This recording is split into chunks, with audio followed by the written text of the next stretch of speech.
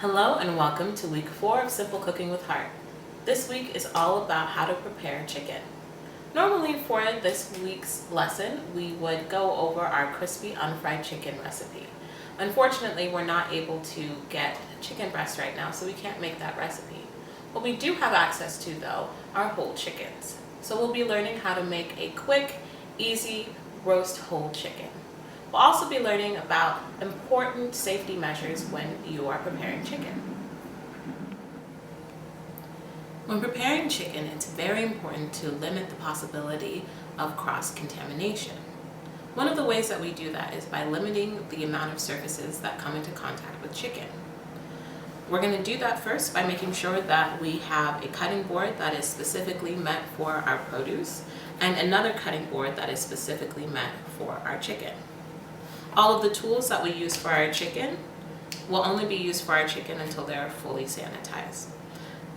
While I prepare my chicken, I'm going to make sure that I am wearing gloves. I purchased these gloves prior to social distancing, and I completely understand that purchasing gloves now would be very difficult. We just want to make sure that we are washing our hands for the appropriate amount of time and that we are disinfecting all of the surfaces that come into contact with chicken.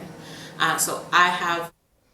Unfortunately, my audio cut out at this point, but I'm saying that I have disinfectant spray, that once I am done preparing my chicken, I will spray down all surfaces that may have come into contact with any raw chicken or juice.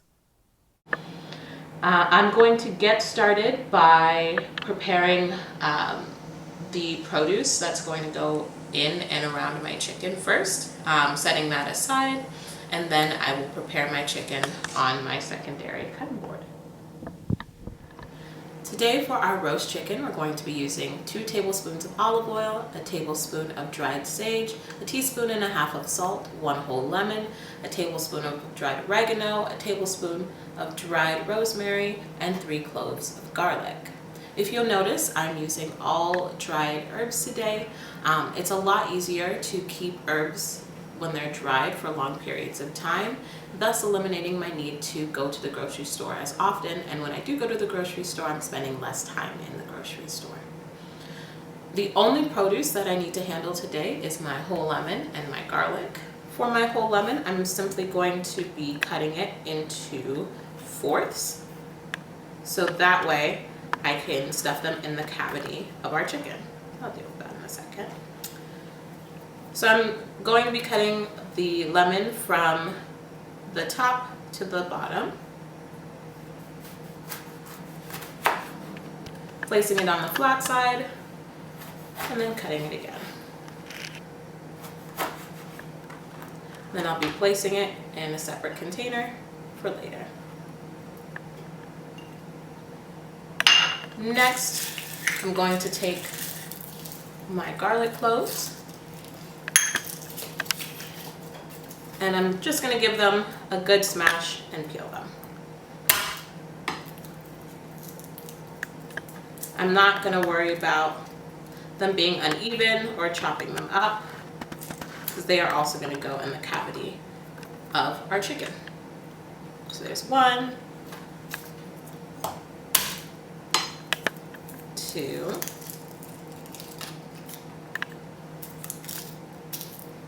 and 3.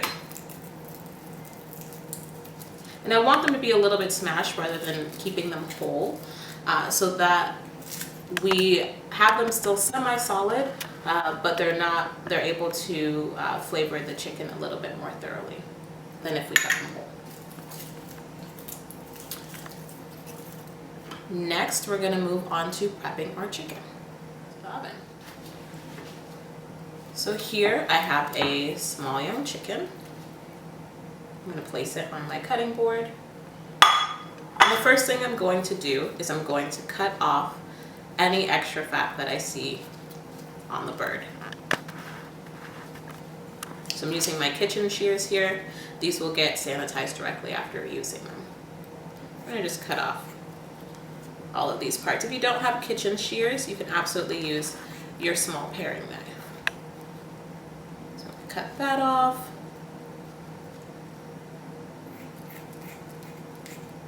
I like to use these shears just because it's a little bit easier and faster.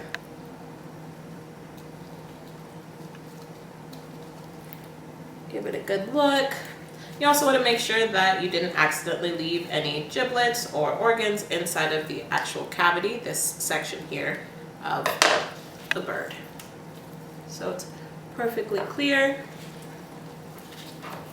I'm actually going to cut off a little bit more of this extra skin here. So when you're cooking chicken, it's important to note that the leanest part of a chicken is going to be the breast. And most of the additional fat that's going to be in the chicken is going to be on the skin or right underneath the skin. So by trimming this area here at in the opening of the cavity, I'm reducing the amount of extra fat I'm going to have in my roast chicken. But I'm still going to leave the skin on. Okay. So I'm going to put this to the side in the bowl where I had the chicken originally. And the next thing I'm going to do is I'm going to pat the chicken dry all the way. It's very important to make sure that your chicken is fully dry. That's what's going to allow the skin of your chicken to crisp up and get nice and brown without having to add butter to your chicken. So I'm going to take a paper towel that I have already here and pat down my chicken. If you do not have access to paper towels right now, please don't let that deter you from, got a little bit of paper towel. Don't let that deter you from making a whole chicken. It might not get as brown, but it's still going to be absolutely delicious.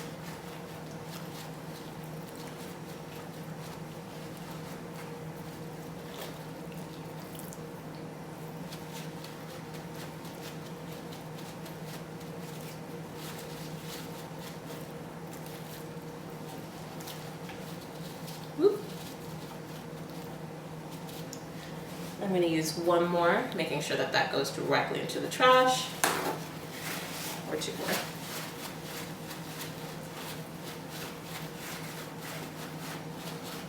It's important to note that when you are defrosting your chicken, you want to make sure you're defrosting it in the fridge a couple days ahead of time.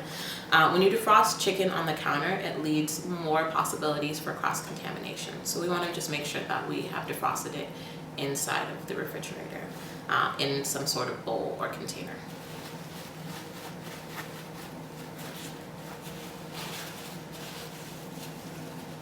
Now that our chicken is nice and dry, we're going to season it. So I'm going to take my salt and I'm going to spread my salt evenly over the skin of the bird, but also inside of the cavity.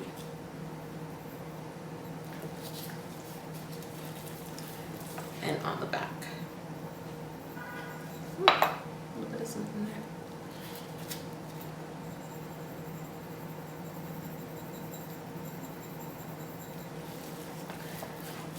I also want to take a little bit of my salt and get it underneath the skin.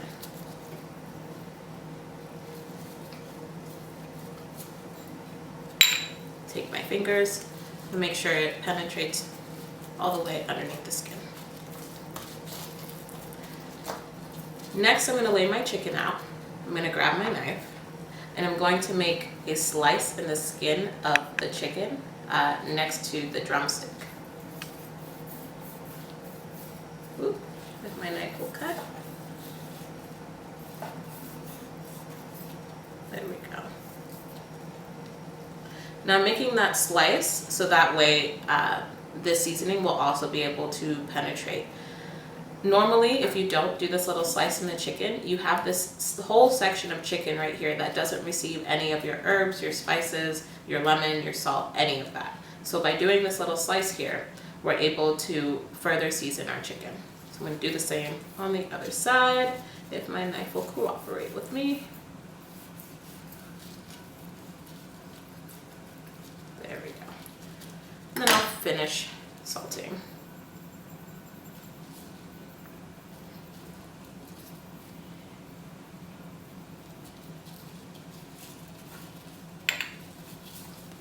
Next, I'm going to do this exact same thing that I did with the salt with all of my dried herbs. I'm going to do that with my sage.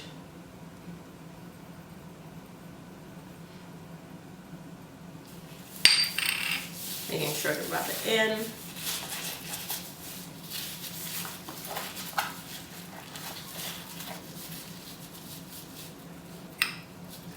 On the inside of the cavity as well. Because I'm not using whole spices, I'm not going to be placing my spices, my herbs inside of the cavity like I normally would with my garlic and my lemon. Make sure it's under the skin. Next with the oregano. You'll notice that I pre-portioned all of my spices out into smaller containers.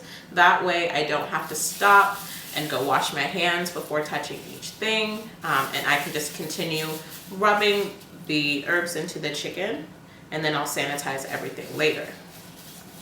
If I was using my dried herbs directly from the package, then I would have to stop each time I used one to go wash my hands before touching it.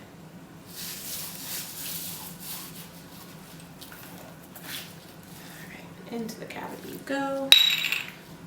My rosemary. Ooh, there's a lot over there.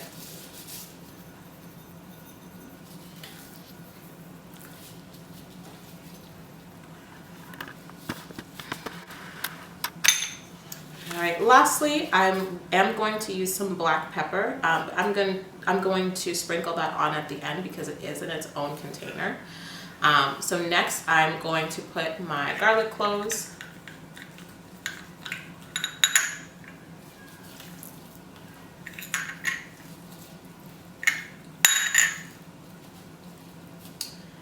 And 2 of my lemon slices into the cavity. And I'm going to take another one of my lemon slices and I'm going to squeeze it all over my chicken.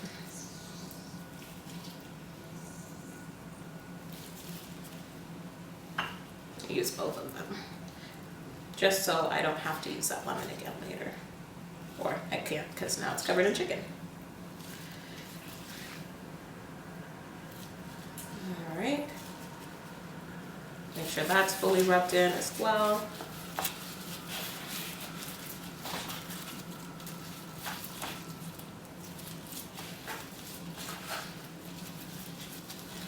All right.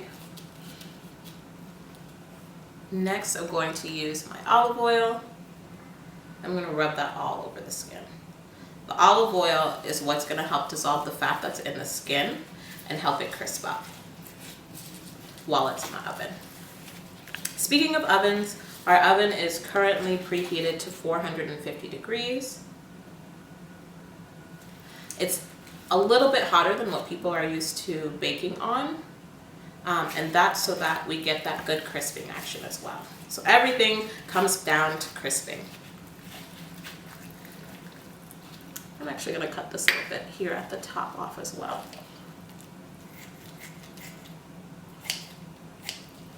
Put that to the side.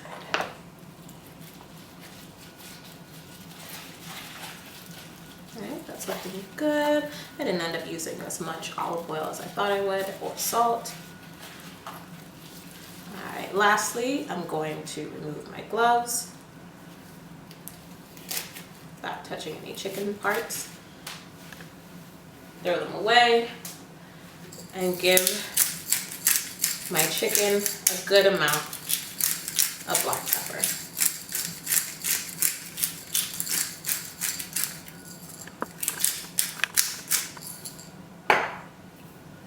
I'm gonna put on my gloves again, a new pair of gloves.